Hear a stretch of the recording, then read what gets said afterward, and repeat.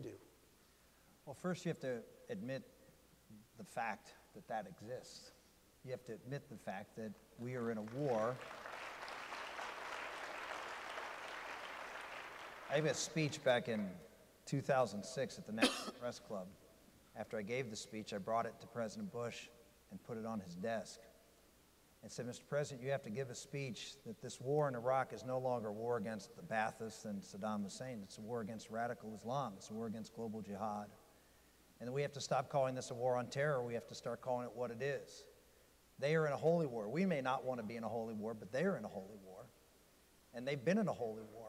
Those who want to reinstitute a 7th century caliphate that existed for almost 1,000 years, they want to reinstitute that. We're a baby country. We don't know. We have no institutional memory of this country, of what existed in Europe for 1,000 years prior to the United States of America.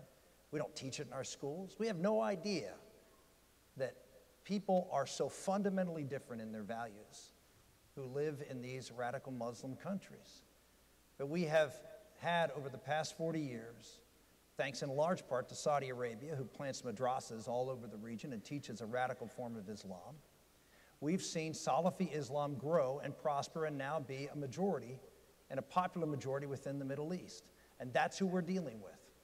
We're dealing with, not all of those people want to be violent, but the theology of the majority of people in the Middle East are exactly the theology of ISIS. Now, they may not be violent. They may not be as violent as Al-Qaeda or as violent as ISIS is. But the fact is, they agree with the theology behind it, which is to establish a 7th century caliphate and impose Sharia law on the world. That's what they believe. We have a president who won't even identify ISIS as Islamic, nor will even identify it as a state. He says we can't bomb them because we can't recognize them as a state because it would give them too much prestige. We can't say they're Islamic because it would give them too much credibility. This is delusional, and it's costing lives.